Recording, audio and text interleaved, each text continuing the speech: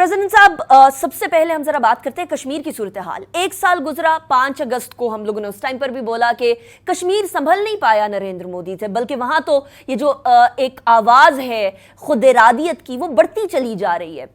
अब 6 सितंबर को पाकिस्तान का परचम लहराया जाता है। अगर नरेंद्र मोदी और भारतीय अफवाज और भारतीय पॉलिटिशियंस और एलीट इतनी ही ज़्यादा पुरुम्मीद है और कॉन्फिडेंट है कि कश्मीर उनका है और कश्मीरी तो असल में चाहते ही ये थे कि भारत के साथ मिले, तो फिर क्यों इस तरह छोटी छोटी बातों पे कि किसी ने पाकिस्तान का परचम लहरा दिया उसके ऊपर अटैक्स पे आ जाते हैं कश्मीरियों के खिलाफ? जी,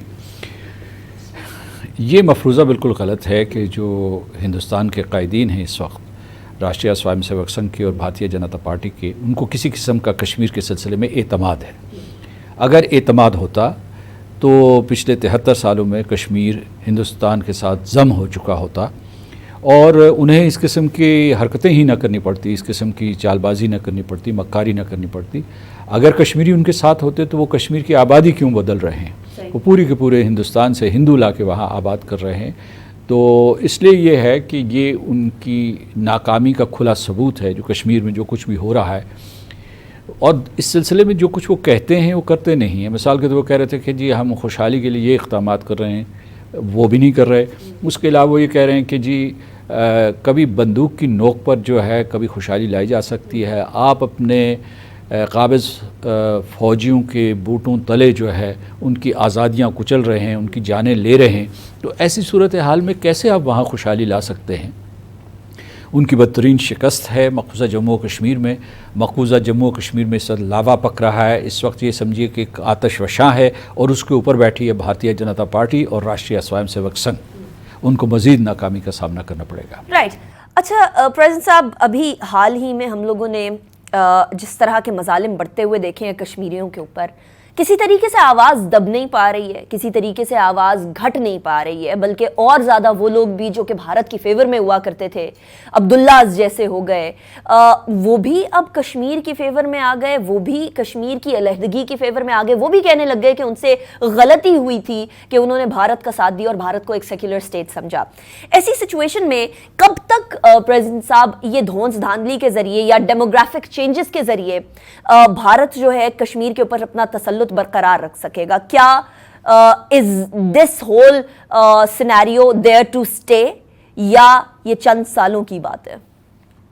देखिए, आपने अब्दुल्लाज़ का जिक्र किया, उनका जिक्र न कीजिए क्योंकि वो कश्मीरियों के गद्दार हैं और अब वो अपनी मुराद बहाल करवाने के लिए सारी की सारी कोशिश कर रहे हैं, हाथ पांव मार रहे हैं। वो समझते हैं कि जिस तरीके से वो चीफ मिनिस्टर बनते थे, जिस तरीके से उन्हें राज्यसभा में या जो उनकी लोकसभा थी उसमें नुमाइंदगी मिला करती थी, उसी तरीके से वो मिले। जिस तरीके से वो मोतबर माने जाते थे, जिस तरीके से वो वंदे मातरम गाते थे, वो सूरत हाल बहाल हो जाए, वो बहाल नहीं हो रही। ये सारे के सारे लोग हैं जिन्होंने कश्मीरियों के ऊपर जुल्म करवाया है। इनके जो वालिद मोहतरम थे फारूक अब्दुल्ला साहब के, उन्होंने कश्मीरियों के साथ गद्दारी की, हिंदुस्तान का साथ दिया, हिंदुस्तान के तशद्दुद और उसके फ़ौजी कब्ज़े का साथ दिया। उसका अंजाम ये है कि कश्मीरी मरते चले आ रहे हैं पिछली 7 दिहाइयों से। तो कहने का मतलब ये है कि ये लोग तो वो थे जिन्होंने कश्मीर को बेचा और बाद में जो है एक नई क़ुव्वत उभरी जिसको मुफ्ती सईद कहते थे, उनकी जो बेटी हैं महबूबा मुफ्ती। तो इन लोगों ने कश्मीर के ऊपर बड़ा जुल्म किया है। आप देखें 2010 में चले जाएं, उस वक्त जो है पैलेट गन का इस्तेमाल हुआ। उमर अब्दुल्ला जो था उस वक्त चीफ मिनिस्टर था। फिर जब महबूबा मुफ्ती चीफ मिनिस्टर थी तो उसके ज़ेर इंतज़ाम जो कश्मीर चल रहा था उसमें 6000 के करीब लोग जो है बसारत से महरूम हुए या उनके जिस्म छलनी हुए पैलेट फायरिंग शॉट गन के ज़रिए, पैलेट्स के ज़रिए। तो ये तो हिंदुस्तान के साथ जुर्म में पूरे के पूरे शरीक रहे हैं। अब आपने दूसरा सवाल ये पूछा था, तो मैं कहता हूँ कि इनको डीलेजिटिमाइज़ करें, कश्मीरी इनको डीलेजिटिमाइज़ करें। कश्मीरी नहीं है, ये कश्मीरियों के गद्दार हैं, गद्दार हैं और कश्मीरी बहुत बुरा मानते हैं। वो लोग जो खून दे रहे हैं, वो लोग जो पाकिस्तान का परचम अपने हाथ में उठा रहे हैं, वो अपनी जो हक़ खुद इरादियत के लिए जो अपनी जानें निछावर कर रहे हैं, बुरा मानते हैं। जब आप किसी भी तरीके से अब्दुल्लाज़ का जिक्र करते हैं, शेख अब्दुल्ला की कब्र के ऊपर पहरा है इसलिए कि उन्हें पता है कि ये कब्र उखेड़ दी जाएगी और उसके बाद जो है लोग जो उस कब्र का हशर करेंगे वो दुनिया याद रखेगी।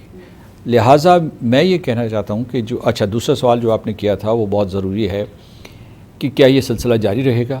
میرا خدشہ ہے کہ یہ سلسلہ جاری رہے گا. اس لیے ہمیں اس نقطہ نظر سے ایک حکمت عملی ترتیب دینی چاہیے.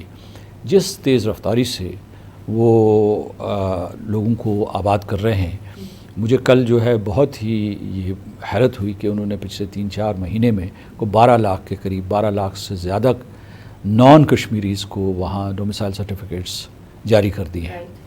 اب اگر 4 مہینوں میں 12 لاکھ ہیں تو کیا ان کے مشکل ہے کہ 2 سال میں جو ہے 50 لاکھ لوگ لے آئیں؟ اور اگر 80 لاکھ ہیں وادی کشمیر میں ان لوگوں کو بسا دیں تو 50 اور 80 کا تناسب کیا بن جاتا ہے؟